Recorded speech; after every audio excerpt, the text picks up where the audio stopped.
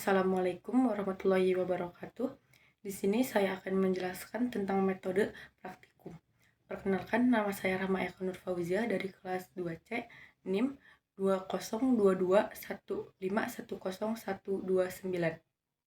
Praktikum berasal dari kata praktik yang artinya pelaksanaan secara nyata yang disebut di dalam teori.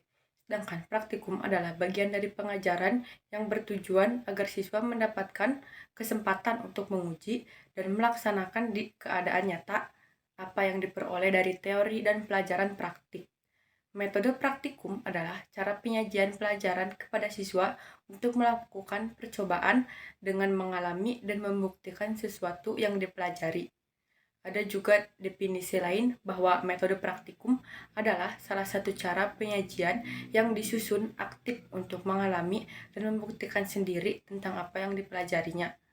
Melalui praktikum, peserta didik dapat memiliki banyak pengalaman, baik berupa pengamatan secara langsung atau bahkan melakukan percobaan sendiri dengan objek tertentu. Kegiatan praktikum dapat dibedakan menjadi dua, yaitu praktikum terbimbing atau terencana dan praktikum bebas. Kegiatan siswa dalam praktikum terbimbing hanya melakukan percobaan dan menemukan hasilnya saja. Seluruh jalannya percobaan sudah dirancang oleh guru. Langkah-langkah percobaan seperti peralatan yang harus digunakan serta objek yang harus diamati atau diteliti sudah ditentukan sejak awal oleh guru.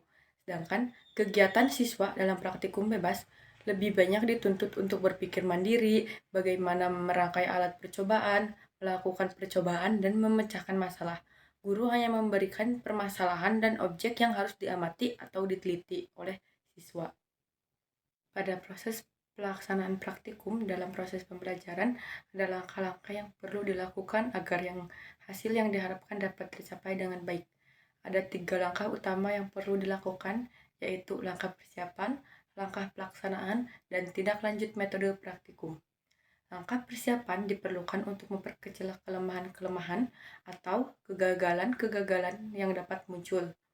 Kegiatan yang dapat dilakukan dalam langkah persiapan antara lain menetapkan tujuan dan judul praktikum, mempersiapkan alat dan bahan yang diperlukan, mempersiapkan tempat praktikum, mempertimbangkan jumlah siswa dan dengan jumlah alat yang tersedia dan kapasitas tempat praktikum, mempersiapkan tertib dan disiplin selama praktikum, serta membuat petunjuk dan langkah-langkah praktikum.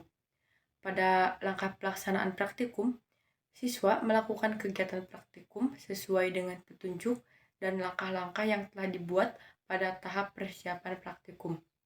Langkah-langkah yang dibuat sesuai dengan materi pembelajaran yang akan dipraktikumkan kegiatan siswa dalam pelaksanaan praktikum adalah mengobservasi atau mengamati percobaan, mencatat data, menganalisis data, menjawab pertanyaan, menyimpulkan hasil praktikum, dan mengkomunikasikan hasil praktikum. Sedangkan guru dalam pelaksanaan praktikum adalah mengawasi proses praktikum yang sedang dilakukan oleh siswa, baik secara menyeluruh maupun berkelompok. Setelah praktikum dilaksanakan, kegiatan guru selanjutnya adalah melakukan tindak lanjut kepada siswa dengan cara meminta siswa membersihkan dan menyiapkan peralatan yang telah digunakan, mendiskusikan masalah-masalah yang ditemukan selama praktikum, membuat laporan hasil praktikum, meminta perwakilan siswa untuk mempresentasikan hasil laporan yang telah diperoleh dan dibuat selama kegiatan praktikum berlangsung. Adapun kelebihan dan kekurangan dari metode praktikum dalam proses pembelajaran. Kelebihannya yang pertama yaitu dapat membuat siswa lebih percaya atas kebenaran atau kesimpulan berdasarkan percobaan yang dilakukan sendiri daripada hanya menerima penjelasan dari guru maupun dari buku. Yang kedua yaitu dapat mengembangkan sikap untuk mengadakan studi eksplorasi teknologi dan sains. Yang ketiga yaitu dapat menumbuhkan sikap-sikap ilmiah seperti bekerja sama, bersikap jujur, terbuka, kritis, dan bertoleransi. Yang keempat yaitu siswa belajar dengan mengalami atau mengamati sendiri suatu proses atau kejadian. Yang kelima yaitu memperkaya pengalaman siswa dengan hal-hal yang bersifat objektif dan realistis.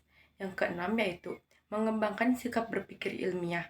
Yang ketujuh yaitu hasil belajar akan bertahan lama dan terjadi proses internalisasi. Adapun kekurangannya, yang pertama yaitu memerlukan berbagai fasilitas, peralatan, dan bahan yang tidak selalu mudah diperoleh dan murah. Yang kedua yaitu setiap praktikum tidak selalu memberikan hasil yang diharapkan karena terdapat faktor-faktor tertentu yang di luar jaringan kemampuan. Yang ketiga yaitu dalam kehidupan sehari-hari, tidak semua hal dapat dijadikan materi eksperimen. Metode pembelajaran praktikum banyak digunakan tidak hanya untuk bidang-bidang eksakta, tetapi juga bidang non-eksakta dengan istilah atau terminologi yang berbeda-beda. Praktikum pada umumnya dianggap sebagai sesuatu komponen penting dalam pembelajaran bidang sains dan teknologi, seperti bidang ilmu pengetahuan alam, kedokteran, dan teknik. Pembelajaran dengan praktikum juga dijumpai pada bidang ilmu sosial, humaniora misalnya, ekonomi, psikologi, sastra, hukum, dan seni.